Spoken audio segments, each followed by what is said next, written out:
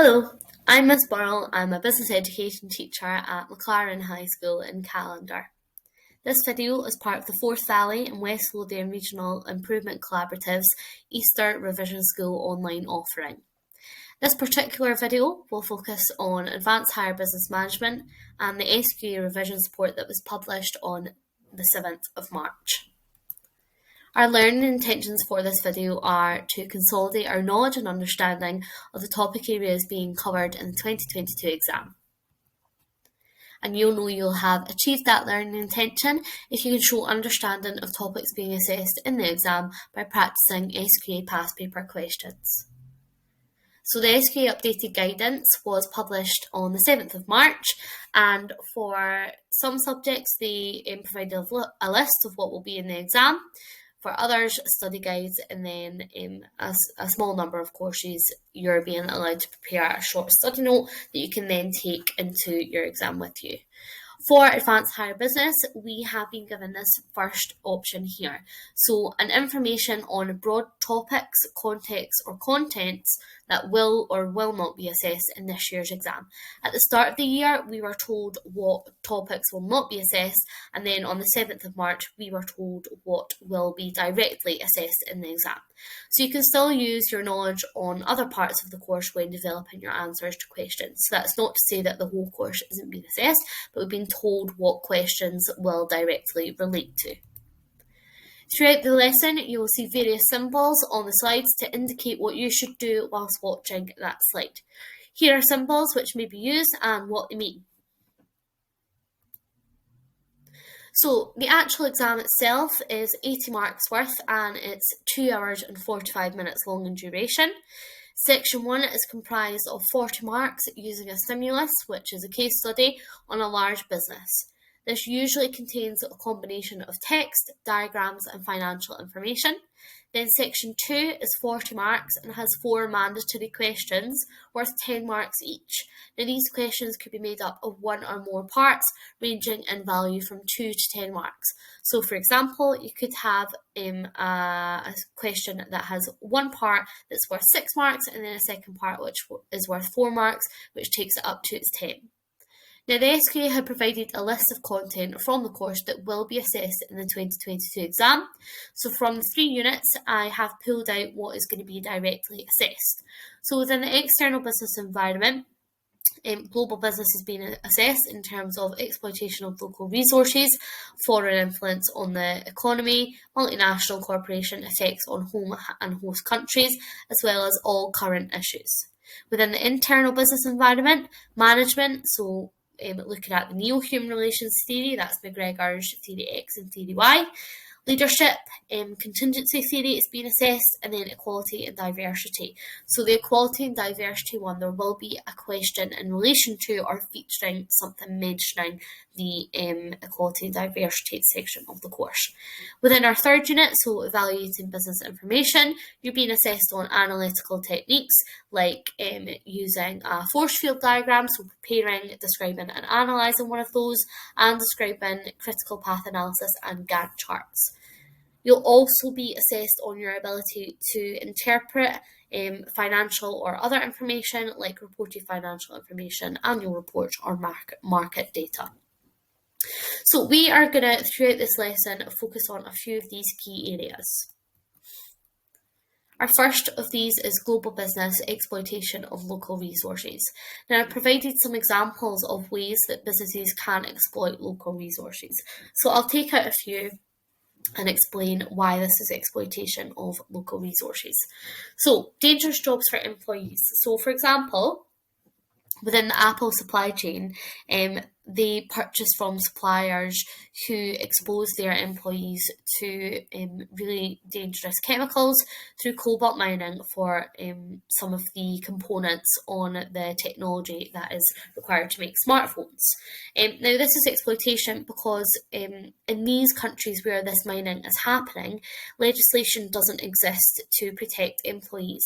So unlike in the UK, where we've got Health and Safety at Work Act, which states that employers have to provide personal protective equipment, in these countries where this is happening, that such legislation doesn't exist. So that's exploiting the lack of legislation in these places.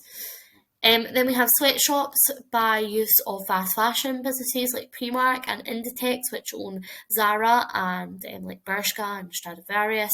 They use sweatshop factories in places like Bangladesh, again taking advantage of or exploiting the poor working conditions in these areas.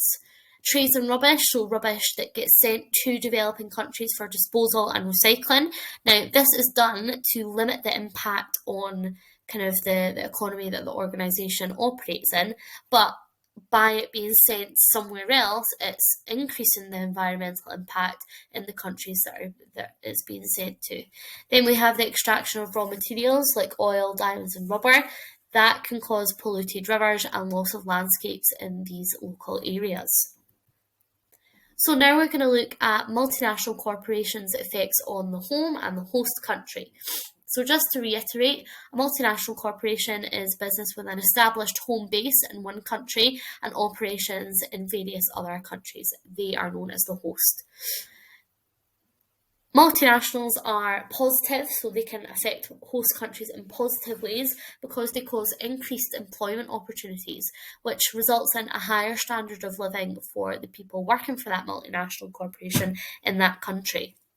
It also means that they're receiving an income which is usually higher than domestic companies. It's not high by any means, but it's higher than domestic businesses within that country. So they will potentially have disposable income that they can spend in local businesses. That results in a higher tax revenue for the government, and because people are being employed, lower welfare benefit spending by the host country government. It also results in an increase in a range of goods available, as well as services, and technology transfer can occur. So knowledge and expertise can flow from the home country and they can bring that to the host country, improving the skills within the host country. However, job creation is limited to low-skilled and low-paid positions. So although employment is increasing, it's not actually upskilling anyone within the host country, because a multinational corporation will often either allow those in higher paid jobs or higher skilled jobs to stay in the home country and work remotely, or they will bring their high paid employees or high skilled employees to the host country to work there. It means that the jobs that are created in the host country are limited to low skilled and low paid. Competition can force smaller local businesses out of business, which results in job losses. The multinational may have little loyalty to the host country and pull out once incentives end. So we know that host countries attract multinational corporations to set up in their countries by offering things such as tax incentives or grants. Once those incentives end, the multinational corporation could fairly easily up and go to a different host country to continue taking advantage of those incentives. It can result in increased government spending, so because of these incentives that are provided, that can increase government spending, and also maintaining infrastructure, so the roads and transport links around the multinational corporations based in the host country might require a high level of investment in infrastructure maintenance. Looking at it from the other point of view, so a multinational corporation's effects on the home country, it results in increased employment when the foreign subsidiary creates demand for home country goods.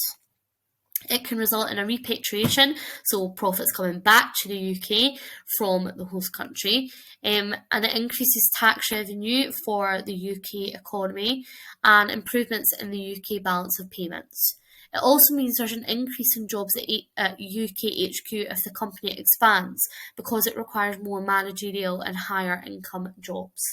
However, because of the multinational corporation moving most likely operations to a host country, it means that there's a loss in low-skilled jobs within the UK, and that increases unemployment with the people who don't have kind of skills or are not trained in anything.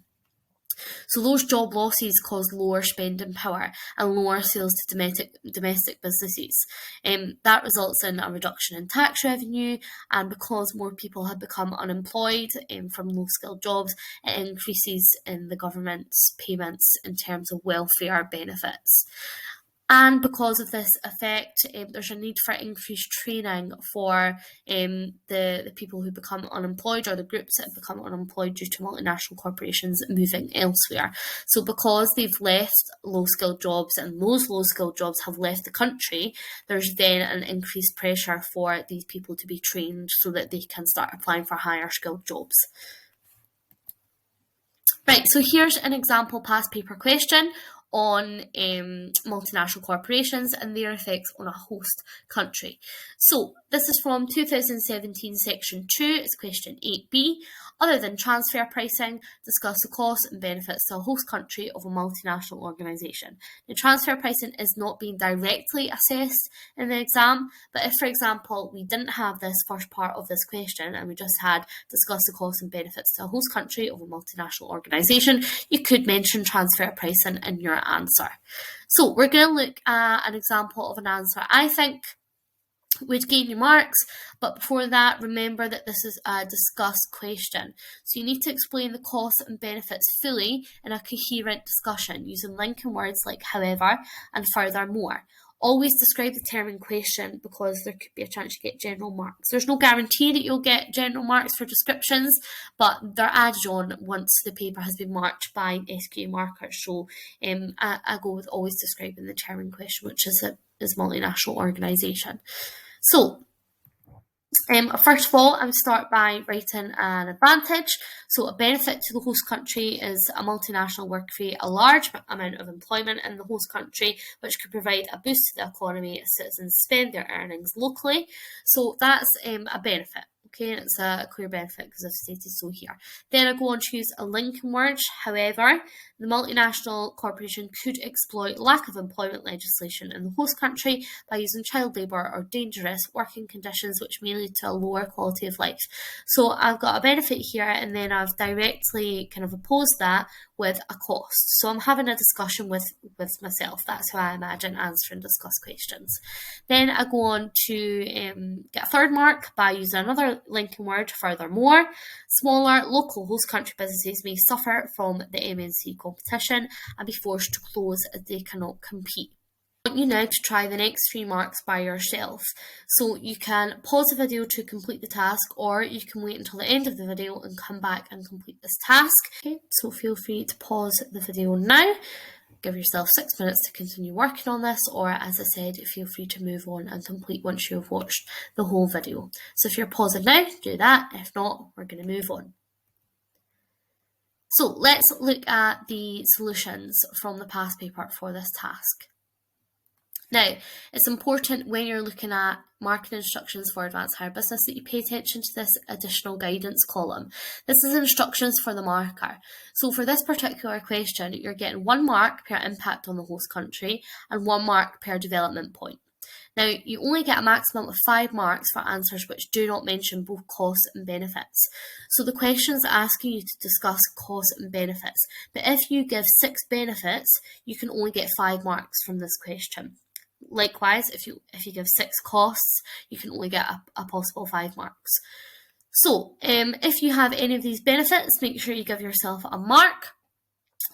Pause the video and read through them. Make sure you award marks where you're due them. And then I'll pop the costs up. And again, award yourself marks where you are due marks. Moving on to our next topic within the external business environment, we're going to be looking at current issues. Now, our first current issue is business ethics. Business ethics are the moral principles underpinning decision-making within an organisation. Ethical decisions involve more than just financial factors or the interests of shareholders. Ethics can be defined as a choice between right and wrong, and they need to ensure decisions are in line with moral principles. So I want you to look at the decisions below and decide which ones you think are ethical versus unethical. Now, this is completely open to opinion. So pause the video and look at the decisions within the light blue boxes and have a think about whether you think these are right or wrong, or ethical versus unethical.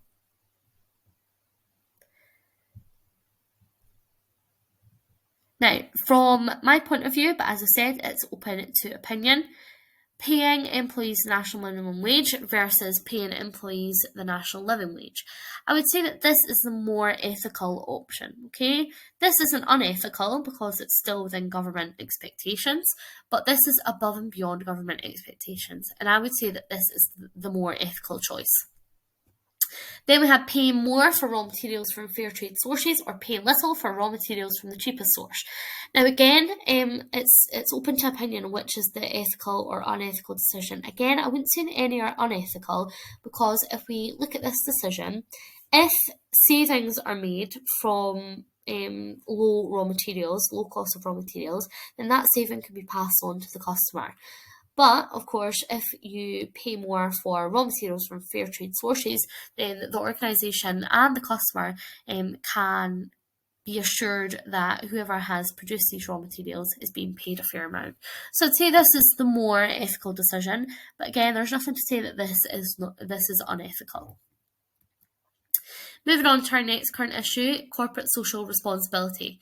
CSR is the idea that a company has obligations to all of those connected to it and should attempt to address the needs of all of its different stakeholders, both internal and external. So, for example, obligations to employees above the expectations of government legislation. Now, we learn about both social responsibility and corporate social responsibility at Advanced Hire. We learn obviously more about corporate social responsibility in depth, but I just thought I should explain, or rather reiterate, the term social responsibility and the difference between CSR and just normal social responsibility. Social responsibility is the idea that a company has obligations to external stakeholders. So those out with the business, they should show a responsible attitude towards. But corporate social responsibility is the idea that all stakeholders, both internal and external, needs have to be addressed. So just to be aware of the difference, social responsibility is external stakeholders, whereas CSR is all stakeholders. I've got an example here. McDonald's sponsors a charity which provides accommodation for families with children who are in hospital for a long time. There's one of these Ronald McDonald houses at York Hill Hospital in Glasgow. So by doing this, McDonald's can be said to be acting in a corporate socially responsible way. Now, the benefits and drawbacks of acting in a corporate socially responsible way. It's good because it can attract customers who value responsible practices, and that can increase the business's profits. It has a positive impact on employees because it can increase their motivation and job satisfaction as they know they're working for an organisation that is socially responsible. It can also mean that the organisation attracts high quality staff who want to work for that organisation for that particular reason.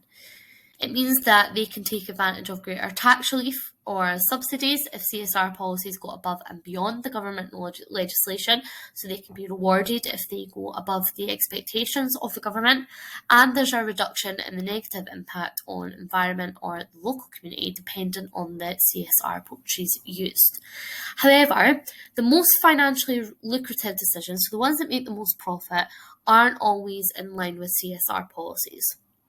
So the business could lose out on profits, which could upset shareholders looking for financial return.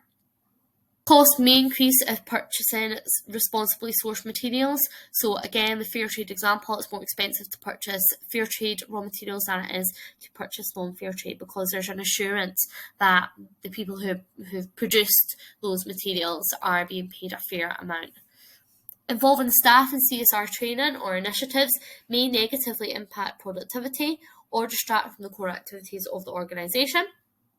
And consumers think differently about social responsibility. There's no guarantee that what some deem as responsible, others will deem irresponsible. Moving on to our next current issue is environmental issues. Now, you need to be aware of the ways that a business can be green. So I've listed these on this slide. It is expected that you're able to give a description of these, so just be aware of that. So a business can be green by using less energy and reducing their energy consumption, by using less water and reducing water pollution, through waste reduction, reduced packaging, reduced noise pollution, and reducing the impact of the transport they use. Now, the benefits and costs to a business of being environmentally conscious is that reduced costs can be passed on to the customer. So through redesigned packaging and reduced transport costs, which obviously leads to higher customer satisfaction if they can purchase goods that are environmentally friendly at the same time as like having reduced costs. It develops customer loyalty with customers who care about the environment. They'll want to purchase from organisations who feel the same. And being at the forefront of environmental change before it happens means that the organisation can adapt quicker to government legislation on the environment. However, it may be costly as the firm has to upgrade machinery, and these costs may have to be passed on to consumers. Environmental mistakes can negatively affect the reputation and profits of an organisation. So, for example, with Volkswagen and their emissions scandal. And finally, if not seen to be environmentally friendly, firms can lose customers to competitors who are environmentally friendly. So it's in a business's best interest in terms of competition to act in an environmentally friendly way. So we'll have a look at a past exam question on current issues. There are many dimensions to CSR, focusing solely on the environment. Explore initiatives organisations can implement to ensure they are satisfying stakeholders. Now, this is a tricky question because they are reducing the amount of kind of answers you can give by asking you to only speak about the environment in relation to CSR.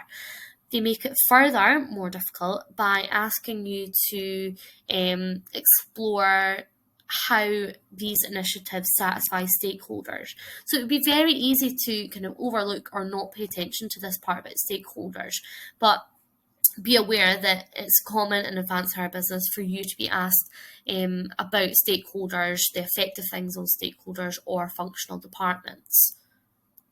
So again, we'll look at the additional guidance column for this question. You're getting 1 mark per exploration and 1 mark per development, and a maximum of 3 marks for general points which name an initiative and its impact but does not link to stakeholders. So, like I said, it's really important that you read questions fully to notice if they're asking you to provide an impact on stakeholders or how stakeholders are being satisfied. Because if you had missed that out when reading that question, you'd only have achieved half marks for this question. And also watch for duplication of effects on stakeholders. So we'll have a look at this first point and see how this question should be answered. So we've got using less energy lowers pollution levels, therefore meets government aims as the government is committed to slowing down climate change. So it's asking for CSR in terms of the environment, its impact, and how that ensures stakeholders are satisfied. So we've got our way of being environmentally friendly or acting in an environmental way, using less energy. Then we've got the impact of using less energy, which is lowering pollution levels. Then we've got the mention of the stakeholder. The stakeholder is the government, okay? So the government is satisfied because it's meeting their aims, because they're committed to slowing down climate change. So that is what that question is asking you to do. Give the way of being green, then the impact of that way of being green, and then how that satisfies stakeholders. So as I say here, note that stakeholders must be mentioned, otherwise you only get half marks for that question. So really make sure that you are considering who questions are in relation to. Right, moving on to our next current issue is government influence. Now, the UK government want to ensure sustainable economic growth within the UK economy, and they can do that in the following ways. So through fiscal policy, which relates to changes in taxation and spending, through monetary policy, that can mean a change in interest rates, so that has an impact on borrowing. Regional policy to redress the balance in terms of employment, income and wealth. And finally, exchange rates, which alter the value of UK sterling against other currencies. Now, you need to be aware of how the government uses these options to influence the UK economy. That concludes our focus on the external business environment. We're now going to move on and talk about our second unit, which is the internal business environment. So the first area of the course being assessed within this unit is management theory in the neo-human relations sense. So during the late 1940s, it was realised that the links between organisational design, motivation and productivity were a lot more complex than originally thought when considered for the classical approach and the normal human relations theory. These new ideas were known as the neo-human relations school. Writers in this school take a more psychological approach and look at motivation, group membership and leadership styles. So just to be aware, this neo term just means new. So it's the new human relations theory. This approach does have its limitations in that it assumes that satisfied workers always produce more, which isn't always the case. So job satisfaction isn't always directly correlated with productivity, and there are other factors that can come into play. So the theories don't account for the impact of external factors on worker motivation and productivity. So for example, the impact of COVID on worker motivation, that's an external factor, and the neo-human relations theory doesn't consider this. It only considers the way that managers manage and internal constraints and how that impacts satisfaction, motivation and productivity. And workers can abuse the favour of management and abuse privilege of empowerment. So within this section of the course, the guidance released by the SQA let us know that Douglas MacGregor's theory X and theory Y is the neo-human relations theory that's been assessed. So he believes that there are two types of manager and they motivate workers in different ways.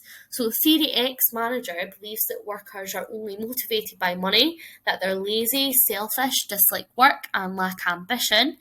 The workers need to be controlled and dictated to, and theory X managers are autocratic. So that's going back to higher business leadership styles. So autocratic managers are people who don't consider employee opinions or ideas and just make a decision, and everyone within the organisation has to kind of be okay with that decision. Then the theory Y manager, workers are motivated by many needs. They take pride and responsibility in doing a good job, and management should trust workers and help them do their best. Theory Y managers are democratic. So again, back to higher business, taking account of other employee opinions and the way that they want to do their job. Now, the relevance of this theory today is concurrent with the modern Japanese approach of quality management, formerly total quality management, that you might have learned in higher business. Now, this is based on his theory Y and is widely implemented throughout the world. The neo-human relations approach as a whole drew attention to issues like job satisfaction, worker participation, and leadership style, all of which remain important in management today. However, this theory has been criticised for assuming only two types of managerial behaviour, the theory X and the theory Y. Both of these don't always fit modern organisations. Managers could use a combination of both of these types of these styles of management, or they could use something which looks completely different. So it attempts to put management theory into two boxes, so the box of theory X and the box of theory Y, and that doesn't always fit to modern organisations. Moving on now to leadership theory. Now, within this particular topic, the theory that's being assessed is contingency theory, and it's important that you recognise that contingency theory is being assessed as leadership as opposed to when we learn about contingency theory in management. So contingency leadership theory is the idea that the most effective leadership style depends on circumstances, and it argues that leaders must adapt their style if they are to be successful. They believe that leaders should show authority at times whilst allowing democracy where appropriate. So our two contingency theorists are Fielder and Handy. Fielder believed that managers are either people-orientated or task-orientated. So people is associated with MacGregor's theory Y in that it includes styles such as laissez-faire and democratic leadership. And it's effective where work done was liked even if a leader was not liked. And that's because of the theory Y leadership style. Task-orientated, on the other hand, is associated with MacGregor's theory X, includes styles such as autocratic and authoritarian, and is effective if the work was disliked and the leader was unpopular. Then we have Charles Handy's best fit approach. Now, he believed that a manager or a leader has to take account of 4 things when leading. So the leader and their own characteristics and preferred style of working, the task, so the job at hand, its processes and the final goal, the subordinates, so the employees that leader is in charge of and their preferred leadership style and the circumstances, and finally the environment, so the organisational setting of the leader group and importance of the task. The benefits and drawbacks of contingency theory of leadership. So helpful for a discuss question. It's good because it allows for more flexibility, because it allows differing management styles to suit different organisations based on a range of factors. So contingency allows for adaptation based on circumstances. Employees may feel more motivated and valued as they have options to share their ideas and concerns, and this particular theory of leadership supports employee development as it believes that anyone can become a leader. Drawbacks, however, is that it's reactive in nature and situations that arise may not be dealt with well due to manager's style and strengths. So if a manager manages in a certain way, things that come up might not suit how they deal with things. And because of the need to assess circumstances, a large amount of analysis is required in advance of taking actions, and this isn't appropriate in emergencies. And as it's a reactive approach to leadership, there's not always time for managers to do this large amount of analysis, which could lead to them making incorrect decisions or taking poor courses of action. And then again, it's reactive, not proactive, which means managers have to deal with things when they happen as opposed to planning ahead. Moving on now to discuss equality and diversity. So looking at the Equality Act, this is umbrella legislation that protects employees against discrimination in the workplace. The Equality Act gives employees the right to complain about behaviour towards them that they feel is discriminatory. If they do not feel like their complaint has been dealt with seriously, then they can make a claim in an employment tribunal. So what I want you to do is pause the video and research a definition for each of the following types of discrimination. So pause the video and I'm going to give you 5 minutes to go away and research each of these types of discrimination and get a description down on either a piece of paper or on a document that you're working on. So pause the video now and go and research.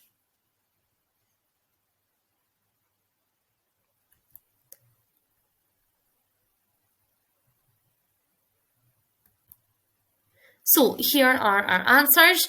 Direct discrimination is treating someone less favourably than another person because of the protected characteristics. Discrimination by association is discriminating against someone because of their connection with a person who possesses a protected characteristic. By perception is discriminating against someone because others think they possess a particular protected characteristic. Indirect discrimination occurs when the organisation have a rule or policy that applies to everyone but disadvantages a particular protected characteristic. Harassment is making jokes or simple thoughtless comments about someone with a particular protected characteristic. And victimisation is where someone is treated badly because they've made or supported a complaint or grievance under the Equality Act. That concludes our internal business environment revision. We're now going to go on and discuss evaluating business information unit. So the first thing being assessed within this unit is force field analysis. Now this is done usually, so as a pattern, looking back through past papers, as an analyse question in section 1. You need to be able to produce a force field analysis diagram and be able to explain the reasons why things are drivers and resistors. So a business uses this before implementing decisions in the change process. You will have studied this in the internal business environment whilst looking at managing change, and this technique assesses potential forces for and against change. We know these as drivers and resistors. So you need to be able to analyse a business decision by drawing a force field analysis diagram and explaining why you think drivers and resistors are drivers and resistors. So let's recap what the diagram should look like. You should have your equilibrium, which is your current situation down the middle, then your drivers, resistors, arrows, and your assets for change. And that is what a force field analysis diagram should look like. Your equilibrium is the current situation depicted as a straight line. The assets for change are organisational strengths that will help a firm when it tries to change but will not cause it to change. Arrows point inwards and should be of varying lengths. They are used to display the strength of forces. So if drivers are really strong drivers are the main thing that's going to cause that change to happen, then the arrow is long. If it's a driver that might cause change to happen but it's not particularly important, it would have a short arrow. Then for change to occur, drivers must be greater than resistors.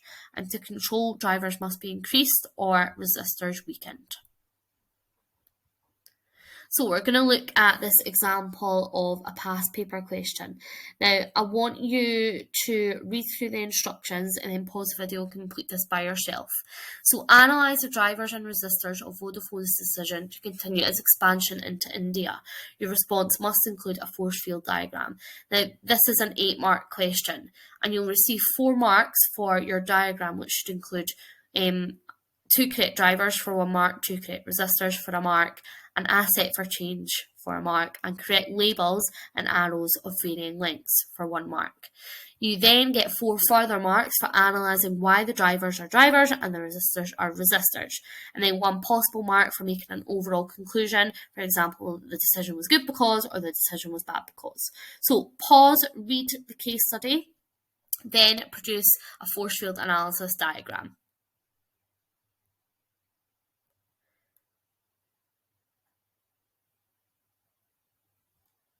Okay, let's look at our solutions. So as we see, we've got our force field analysis diagram here with our correct heading, so drivers, equilibrium, resistors, and our assets for change down the bottom here. We then have various drivers, various resistors, and most importantly, let's look at our arrows of varying lengths, which display the strength of these drivers and resistors. So if you do this correctly with your correct drivers, correct resistors, asset for change, and correct labels, including your equilibrium, your arrows for varying length, and your drivers and resistors, then you get 4 marks for that diagram. Then your further 4 marks come from your analysis of your drivers and resistors. So you need to tell me why you've put a driver as a driver. So if we take this one, rapidly growing market, it's a driver because lots of customers who do not yet own a mobile phone means lots of potential customers. So that's driving change, and this is why it's an important driver. Okay, so your justifying line of importance given. Then if we look at an analysed resistor, difficult regulations or price caps for roaming, that's a driver because it limits potential revenues. So you're getting a mark for explaining or analysing why a driver is a driver or a resistor. Right, moving on to critical path analysis, or CPA. This is a method of planning out large-scale projects, and it's created by listing all activities required to complete a project, the time needed for each activity, and the dependencies between activities. Now, using this information, a CPA produces the longest possible path of activities to the end of the project, and the earliest and latest each activity can start and finish without making the project longer. It highlights critical activities on the longest path and those with float times that can be delayed without making the project longer or completed at the same time as other activities. Benefits of this, as well as costs, they help reduce the risk and cost of complex projects. It encourages careful assessment of the requirements of each activity in a project and helps spot which activities have some slack or float time. It also provides managers with a useful overview of a complex project. So it can make projects that seem quite overwhelming, it breaks them down to being more manageable. However, the reliability of a CPA is largely based on accurate estimates and assumptions made, and it doesn't guarantee the success of a project that still needs to be managed properly. Okay, then moving on to Gantt charts. These are a planning tool used for large-scale projects, so similar to critical path analysis. They're essentially bar charts which map out the expected time of each activity within a project until its completion. As tasks are completed, they are coloured in, so everyone working on the project can keep track of progress. Gantt charts are commonly displayed in an office so that everyone can keep track of a project's progress. So I've done an example here of a project of hiring a new employee. So we've got job analysis, and that's expected to take 1 week. It's already been done, so the organisation has coloured that in. Then preparing job description, person specifications, again, should only take within this first week. So these two have to be done within the first week, and they've been coloured in because they've been completed. Then the job's advertised for a week, so this is done in week 2 and in week 3. So it's expected to be advertised for 2 weeks, then moving on to long leads, then short lead interviews, and then once the successful candidate is appointed, that box is ticked or coloured in. So boxes are coloured in as the organisation completes these tasks. Gantt charts are great because they help managers and employees focus on the steps necessary to implement the strategy successfully. They help managers to see which tasks can be done simultaneously and which depend on other tasks being done first. For example, this job analysis and job description person specification had to be done in order for the job to be advertised. It can't be done at the same time. Updating the chart by shading in activities as they're completed helps to spot any delay before it becomes serious. And they can be displayed on the wall, like I mentioned, so that everyone involved can see the progress made and what still needs to be done to achieve targets. So that concludes all of the revision that we're going to be doing today. But in terms of planning your revision, the detailed list of topics being assessed in the exam this year is available on the SQA website, and you can use the course specification to understand what knowledge is required for each of these areas. So this list that's been published by the SQA is fairly vague, but the course specification gives a detailed kind of insight as to what you're expected to know under each of those topics. So the link to that revision support as well as the course specification is linked in the description below for you. Next step, so how to plan your revision ahead of the exam. It's really important that you use the information on the topics being assessed when revising. We're really lucky in business that the information that has been provided is fairly helpful in mapping out a revision. So use some helpful techniques such as mind maps, flashcards, peer teaching, or past paper questions and marking instructions to practice that information that is being assessed in the exam. The few things that weren't addressed in this video today, so things like evaluating business information and command words, will be addressed in a further video on the Forth Valley West Lothian Improvement Collaborative YouTube channel. That concludes our revision for this video. Thank you very much for watching this revision support video for Advanced Higher Business Management as part of Forth Valley and West Lothian Regional Improvement Collaborative's Easter Revision School online support. You can make use of the other YouTube videos on the Forth Valley and West Lothian Regional Improvement Collaborative's YouTube channel for any other subjects that you are taking this year. Thank you and good luck with the rest of your revision.